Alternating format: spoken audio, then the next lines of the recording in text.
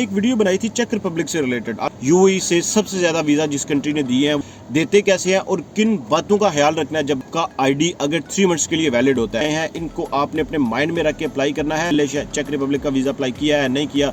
Hi guys, welcome to my YouTube channel, welcome to another interesting vlog. एक नई informative interesting video लेकर मैं आप लोगों के पास आया हूँ। मैंने एक वीडियो बनाई थी चेक रिपब्लिक से रिलेटेड। ऑलमोस्ट एक वो वीडियो नहीं थी, इनफैक्ट एक छोटा सा शॉर्ट सा था 1.5 ईयर बिफोर। वो शॉर्ट काफ़ी वायरल हुआ, मोर देन 20K उसके ऊपर व्यूज़ भी आए और उस शॉर्ट में एक शॉर्ट्स इन्फॉर्मेशन मैंने चेक रिपब्लिक से रिलेटेड दी थी।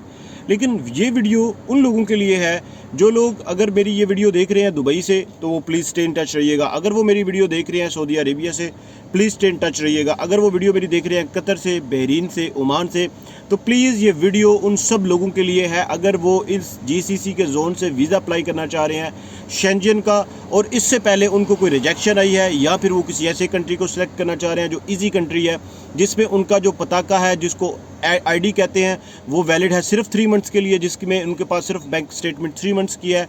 तो वो इन सारी सिनेरियो को, सूरत हाल को मद्देनज़र रखते हुए वीज़ा अप्लाई करना चाह रहे हैं और वो चाह रहे हैं कि हमें जल्दी से वीज़ा मिल जाए। तो ये वीडियो आपने ज़रूर देखनी है। अगर ये वीडियो आप कंप्लीट देख लेते हैं तो मैं श्योरिटी से आपको कहता हूँ इंशाल्लाह 110% आपको चेक रिपब्लिक का वीज़ा मिलेगा। अब मैं चेक रिपब्लिक की बात करने जा रहा हूँ तो इसमें मैं आप लोगों के साथ बहुत सारी इंटरेस्टिंग इन्फॉर्मेशन शेयर करने जा रहा हूँ। ये एक शेंजन का छोटा सा स्मॉल सा कंट्री है जिसको चेकिया भी कहते हैं, चेकिया भी इसका नेम है। लेकिन सबसे इंटरेस्टिंग बात यह है कि चेक रिपब्लिक के लिए आपको बहुत लिमिटेड से डॉक्यूमेंट्स की ज़रूरत होती है। बाकी अगर आप शेंजन वीज़ा अप्लाई करते हैं तो आपको बहुत सारे डिटेल्स डॉक्यूमेंट्स की ज़रूरत होती है। ये एक सबसे आसान और सबसे इजी कंट्री है। और इंटरेस्टिंग बात यह है कि इस कंट्री ने 2022 में सबसे ज़्यादा, 2023 के हाफ तक भी यूएई से सबसे ज़्यादा वीज़ा जिस कंट्री ने दिए हैं वो ये वाला कंट्री है, चेक रिपब्लिक जिसे हम कहते हैं।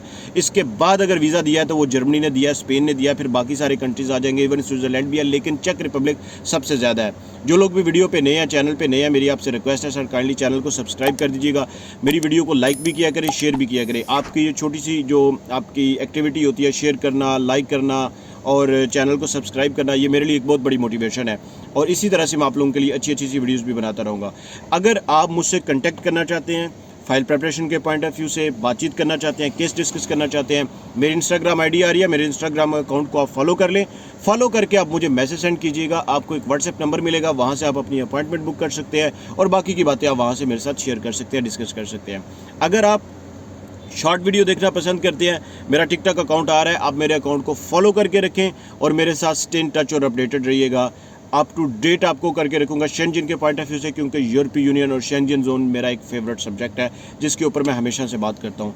अब इस वीडियो में आप लोगों के साथ शेयर करने जा रहा हूँ चेक रिपब्लिक के मोस्ट इंटरेस्टिंग फैक्ट्स कि वो वीज़ा देते कैसे हैं और किन बातों का ख्याल रखना है जब भी आपने अपनी वीज़ा एप्लीकेशन फाइल करनी है। सर 3 मंथ्स की स्टेटमेंट होती है, आपने अगर 3 मंथ्स की बजाय 4 मंथ्स की मेंटेन्ड स्टेटमेंट बना ली है। मेंटेन का मतलब है एक सैलरी पर्सन है, उसके पास प्रॉपर उसकी सैलरी आ रही है, एक्सपेंस वो कर रहा है, जितने भी वो कर रहा है उसमें से वो हो रहे हैं, उसके बाद पैसे उसके पास अकाउंट में सेव हो रहे हैं, हर मंथ वो पैसे बढ़ रहे हैं, ये आपको इसको कहते हैं एक मेंटेन स्टेटमेंट। एक जो बंदा है वो है जी जॉब करने वाला नहीं है, वो है सेल्फ एम्प्लॉय, मतलब कि वो कोई उसकी कोई शॉप है, उसका कोई छोटा मोटा कारोबार है, जो भी उसका निज़ाम है, उसके पास उसकी जो जितनी भी उसके पास डेली बेसिस के ऊपर उसकी जो इनकम आ रही है वो प्रॉपर्ली इलिस्ट्रेट होनी चाहिए, वो प्रॉपर्ली एक्सप्लेनेबल होनी चाहिए और उसमें से उसके एक्सपेंस अलग हो रहे हैं, एक्सपेंस उसके नज़र आ रहे हैं। अगर उसकी इनकम और ये चीज़ें अच्छी हैं तो वो अपनी एक सैलरी की अमाउंट भी फिक्स कर लेता है और बाकी के अखराजात जो एक्सपेंसेस हैं उनको सेपरेट कर देता है। तो ये एक मेंटेन स्टेटमेंट होती है। आपको 3 मंथ्स की स्टेटमेंट रिक्वायर्ड होती है, लेकिन अगर आप इस स्टेटमेंट को 4 मंथ्स के लिए मेंटेन कर लेते हैं तो समझ लें कि वीज़ा 90% आपने अपने पास सिक्योर कर लिया है। दूसरी बात, आपने वही सारे शेंजन के डॉक्यूमेंट्स लगाने हैं, एनओसी लेटर, बाकी दूसरे तीसरे। चेक रिपब्लिक के लिए आपने एक खास काम क्या करना है, आपने जब अपना ट्रैवल प्लान देना है तो आपने अपने ट्रैवल प्लान में चेक रिपब्लिक की खूबसूरती को, चेक रिपब्लिक की ब्यूटी को, इन चीज़ों को आपने एक्सप्लेन करना है कि जो आपको शेंजन जोन से थोड़ा सा डिफरेंशिएट करती हैं कि जी शेंजन जोन आपने पहले भी देखा हुआ है या देखने जा रहे हैं, या आपने पहले भी अप्लाई किया था वीज़ा, या आपने पहले वीज़ा नहीं अप्लाई किया, व्हाट्सएवर जो भी रीजंस हैं, लेकिन चेक रिपब्लिक जो है ये आपको अट्रैक्ट करता है, अपील करता है इन रीजंस की वजह से। वो अपने रीजंस ज़रूर देनी है।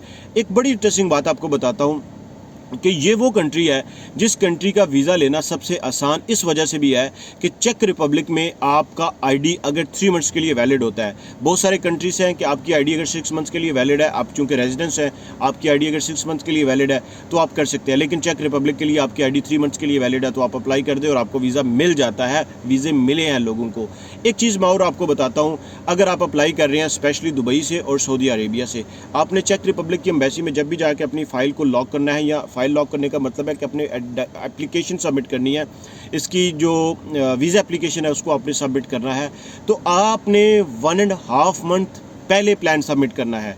क्योंकि चेक रिपब्लिक के लिए अगर आप जाते हैं यहाँ पे दुबई में, तो सम टाइम 15 to 20 डेज़ के अंदर डिसीजन आ जाता है, सम टाइम 1 मंथ का टाइम लगता है। इसी तरह से सऊदी अरेबिया से भी इसी तरह से है कि सम टाइम 15 से 20 दिन के अंदर डिसीजन आ जाता है, लेकिन उससे ज़्यादा टाइम लगता है। बाकी जगहों पे इतना ज़्यादा रश नहीं है, लेकिन इन 2 जगहों के ऊपर रश है थोड़ा सा। आपने इन चीज़ों को अपने माइंड में रख के अप्लाई करना है। और अगर आप इंडिया या पाकिस्तान से भी चेक रिपब्लिक को अप्लाई करना चाहते हैं तो ज़रूर अप्लाई कीजिएगा। चेक रिपब्लिक के पॉइंट ऑफ व्यू से अगर आपके माइंड में कोई भी बात आ रही हो तो आप ज़रूर मेरे साथ शेयर कीजिएगा। लेकिन मैंने आपको ये जो 3 डॉक्यूमेंट्स बताए हैं, इनको आपने अपने माइंड में रख के अप्लाई करना है। 110% इंशाल्लाह आपको वीज़ा मिलेगा। आपने पहले चेक रिपब्लिक का वीज़ा अप्लाई किया है, नहीं किया, शेंजन वीज़ा पहले रिजेक्ट हुआ है या नहीं हुआ, एक न्यू फ्रेश प्लान के साथ अप्लाई कीजिएगा। क्वेश्चन यहाँ पे आ जाता है ट्रैवल हिस्ट्री का, वो भी मैं आपको क्लियर कर देता हूँ। चेक रिपब्लिक के लिए अगर आपके पास कोई 2 कंट्रीज़ की ट्रैवल हिस्ट्री है, थाईलैंड है, अज़रबैजान है, इनफ है। आपने एक जोन वो कवर किया हुआ है, एक जोन ये कवर किया हुआ है। कोई 2 कंट्रीज़ की ट्रैवल हिस्ट्री है और तीसरा कंट्री आपका रेजिडेंस है जहाँ से आप अप्लाई करेंगे, लाइक सऊदीया, दुबई और बहरीन, कतर, कहीं से भी आप अप्लाई करते हैं, तो आपके पास 3 कंट्रीज़ की ट्रैवल हिस्ट्री आ जाती है। अगर आपके पास वो 3 कंट्रीज़ आ जाते हैं, एक आपकी रेजिडेंसी, 2 कंट्री की travel history, it would be enough. Schengen के लिए एक फ्रीक्वेंट ट्रैवलर चाहिए होता है। लेकिन मज़ीद अच्छी बात क्या होती है कि अगर आपने 1 साल में एक कंट्री को किया है, फिर 6 मंथ के डिफरेंस पे या डिस्टेंस पे आपने दूसरे कंट्री को किया, फिर आपने तीसरे कंट्री के लिए अप्लाई कर रहे हैं, तो ये सबसे ज़्यादा बेस्ट है। कुछ भी आप पूछना चाहते हैं, कहना चाहते हैं, मेरे साथ शेयर करना चाहते हैं, तो आप कमेंट बॉक्स में हाईलाइट कीजिएगा। मिलते हैं एक नए इंटरेस्टिंग ब्लॉग में, तब तक के लिए स्टे ब्लेस्ड।